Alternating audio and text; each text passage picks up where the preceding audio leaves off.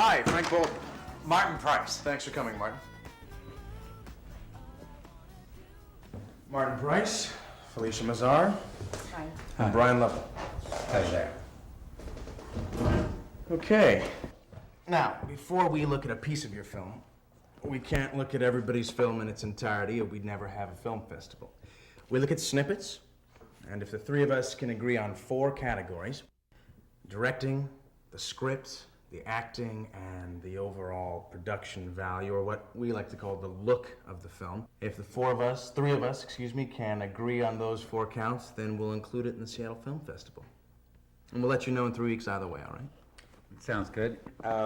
Now, you wrote this as well, right? Wrote it, directed it, and produced it. And I played the leading role. But I should warn you, my budget was pretty puny. Well, the amount of money that you spent doesn't concern us in the least. It's what you do with it that counts. Well, we're all excited to see it. Why don't you give us a short description? You don't need to go into great detail now, but just give us a synopsis and then we'll take a look at it. Right. Essentially, it's a soul-swapping movie. You know, 2 individuals by some higher power switch souls. In this case, it's a 12-year-old boy, Billy, and his uncle Randy. I play the uncle. So it's a comedy. A comedy? Yes, first and foremost. I mean, there are plenty of hijinks. Like when the uncle, who's trapped in the nephew's body, all 4'2" of him, bursts into this high-powered board of directors meeting and saves the day. But I'm more interested in the toll, in the repercussions on the family. Unlike other soul-swapping movies, I focus a lot more on the family. I mean, these 2 may suffer subjective disorientation when they switch human shells, but what's more important is they gain a clarity, an objective perspective that John Q. Public would give his left thumb to have for a day. Billy and his uncle have this for a full week. And where are we now? Oh, right after they switch souls. Billy's calling his girlfriend Becky, and he's freaking out because he's found himself trapped in this adult body all of a sudden. Okay, great. Well, let's take a look. Get the lights.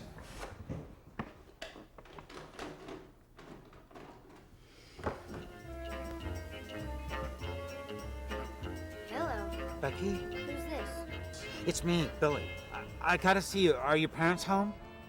Who is this? It's me, Billy. Come on, Bex. Are they home? No, come on over. You sound really weird. Where are you? Not far. I'll be right there.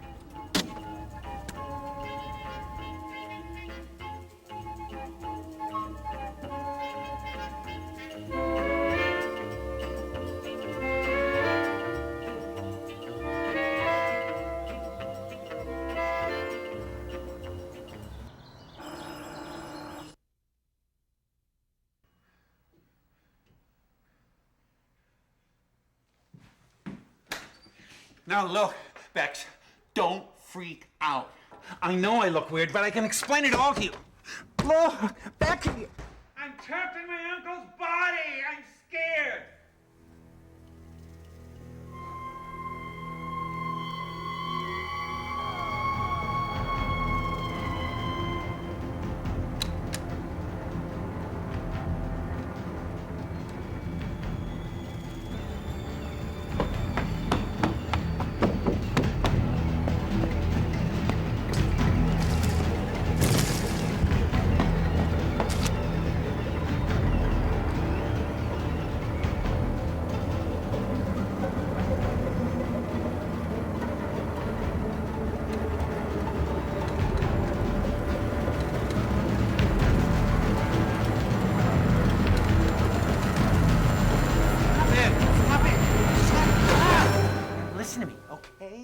It's me, Billy Thompson. Honest.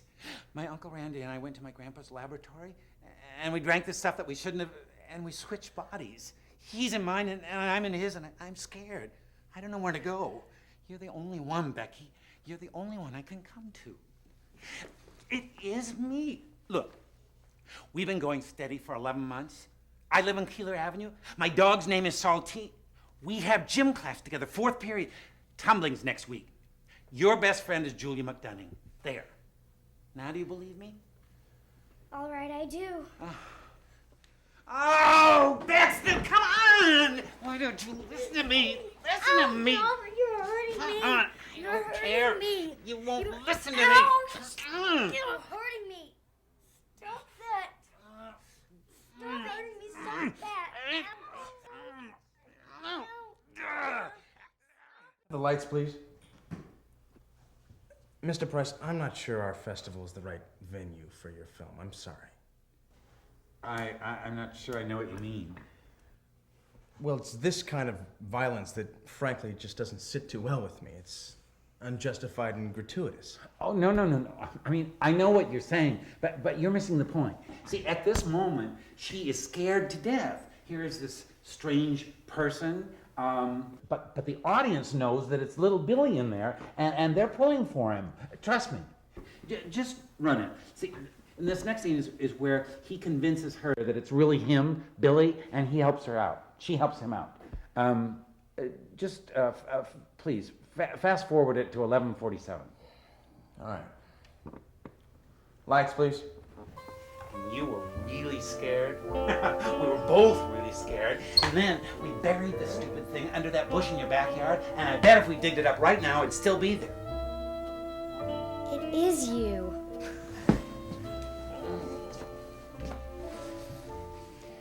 What are we gonna do? When do your parents come home? Not for a few hours. Oh my God, this is so weird. I know. You missed school. Hey, guess what? Jimmy Reiner and Lisa's Ficus are going out. I thought she liked Brian. And we had a substitute for Mr. Howard. Who? Ms. Marks. Well, how were they? Oh, I saw you on the soccer list. You and Andy made it. Did Brian make it? No, he's such a stupid klutz. I should get a pair of my dad's clothes for you, huh? Yeah.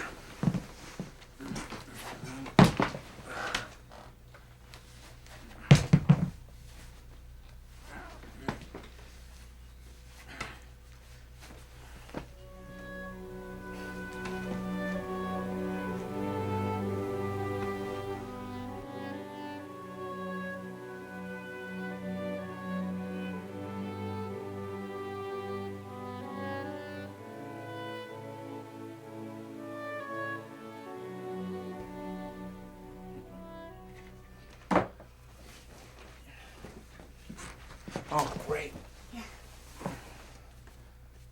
What does it feel like?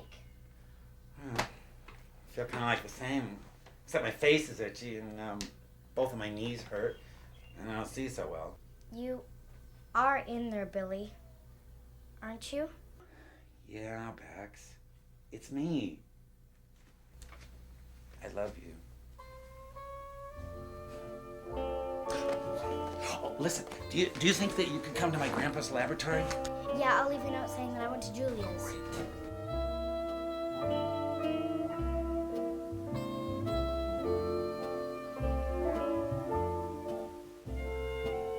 How's Jim? I made it all the way up the pole. You guys did ropes and poles? Jeez, I wanted to do that. That's enough. And the lights, please. Look, I'm sorry, Mr. Price, but there's something terribly wrong here. Lines are being crossed, somehow. I'm not sure how, but I know they're being crossed. I'm sure of that. And I'm absolutely sure that we are not taking your film. And I'd go so far as to warn you against showing this to anybody. Now, thank you for coming in, but I think you should go right now. Excuse me, but haven't you ever heard the term suspension of disbelief? I think the term is child pornography. Wait. What are you talking about? I'm not going to explain it to you, Mr. Price. I don't have the time. And quite frankly, if you can't see it for yourself, then there are larger issues present here than just the content of your film. Who do you think you are? Who do you think you are to say that to me? I am talking to you. Yeah. You're way off the beam here, fella. You're the depraved one here. You. I did not put my heart and soul into this film for the last 3 years to accept some glib dismissal from a punk kid. It's a simple story, son. And if you don't like the story, that is one thing. But don't you dare distort my intentions. Don't you dare. I'll find some other venue for this film. You can count on that. And you'll be surprised. You'll be very surprised. I'm sure I will be. Thank you for coming.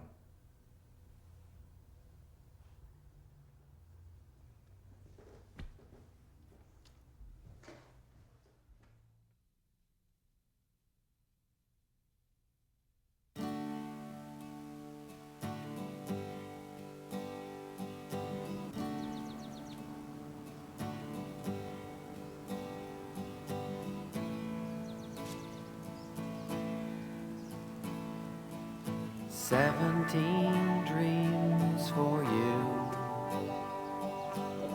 They'll all be gone tomorrow. Pull me a face and say something witchy. It's time to get out of